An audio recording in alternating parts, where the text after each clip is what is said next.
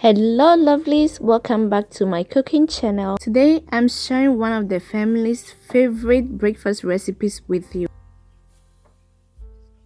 I got flour in that strainer. I also just added salt. I'm also going to add nutmeg and I'll put it aside and we'll add it later. So get your big bowl. You need a bigger bowl because the recipe itself is not that much, but by the time it rises up throughout the night, it's gonna double or even triple in size. So you need a bigger bowl. Now I added my 2 cups of milk, also adding sugar. We know already yeast thrive on sugar, so the sugar is gonna help the yeast to activate. I just added 1 teaspoon of yeast. Now, if you're not sure the yeast that you're using is active, maybe you need to proof it first. So after you mix and the sugar has dissolved, you need to cover it until you see bubbles like this on top. If there are no bubbles, then you know your yeast is not active. Cover and let it sit for about 5 to 10 minutes. I am sure my yeast is active, so I'll go ahead. I just added half a teaspoon of vanilla extract. You don't have to add since you're adding nutmeg. So I just sifted my flour, salt and nutmeg into this. I am just going to mix until everything is well combined. Since we are in an era where you can have contactless things like virtual schooling, contactless shopping and all that, we are also make contactless breakfast, that is round donut or puff puff. So this is how it looks like. It's not too thin or too thick. At this point you are done, so you're just going to cover with aluminum foil and leave it in your oven. You're not going to turn on the oven. And it's night time, so I'm going to sleep. Good night. It is morning the next day, so I say good morning to you, but it's evening there. Good evening, good afternoon. We are about to go down, so let's get started. Now someone may ask, is this one necessary? Yes and no. I'm just showing you different ways we eat our puff puff depending on the circumstance, the day, the vibes, you know. I had some confectioner sugar in this bowl. I just added milk to make it come to that consistency. You can make it lighter or thicker by adjusting the milk. This one is just granulated sugar that I added a little bit of cinnamon. You can do plain sugar, is also fine. So continue to stay tuned and we'll fry some puff puff in no time. So this is what I was talking about. The dough has tripled in size overnight. That is why you need a bigger bowl, because if you use a smaller one, you might end up making a whole lot mess for you to clean up, and I do not want that. So use a bigger pot, okay? A bigger mixing bowl, I should say. And then I'll pour this mixture into a Ziploc bag. Remember, contactless, right? If today is your first time here, hello there, you're welcome.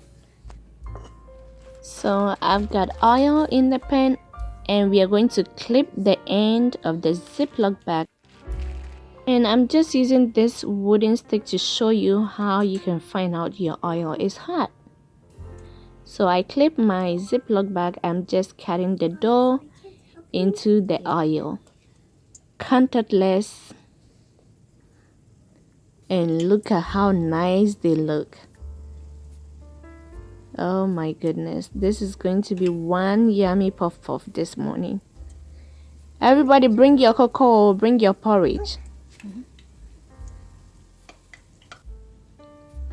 Now I'll also give you a closer look so you can see they just flip with no help at all. This makes me so happy. Little or no help at all.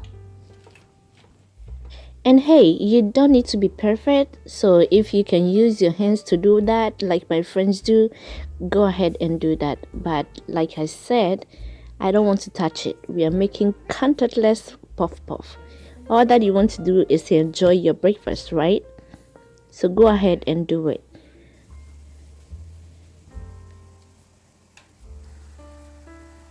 Just take a look at how they are flipping without my help. It's amazing, right? You can make it too. If you haven't done so already, please consider subscribing. Hit the red button below the video and be part of this family so the channel can grow. Thank you so much. And hey, I've got twins here. I've got two sets of twins. That is one twin over there, and the other one. Hey! And also, please don't forget to like and leave a comment. Also share the videos, okay? Now the first batch is ready, so you're going to continue the process until you finish frying all your puff. If you click on the notes below, I usually leave the ingredients there and also leave some of my videos that you haven't watched already there, so you can check it out. Puff has rested a little bit, so I'm going to dump them in the sugar to coat it.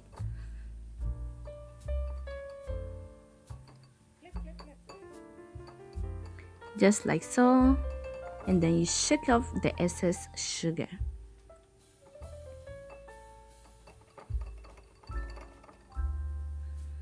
Now to the next one, I'm just going to baptize them in this glaze. You can also add vanilla to the glaze, but because I added vanilla to the dough, I did not think it's okay for me to add more vanilla. But you can do that if you want. Shake the excess off and put them on this rack for it to drain, the excess to drain. And sprinkle a little bit of these colors. Oh my. The kids will say, "Thank you, mommy. Thank you, daddy." So make this. See?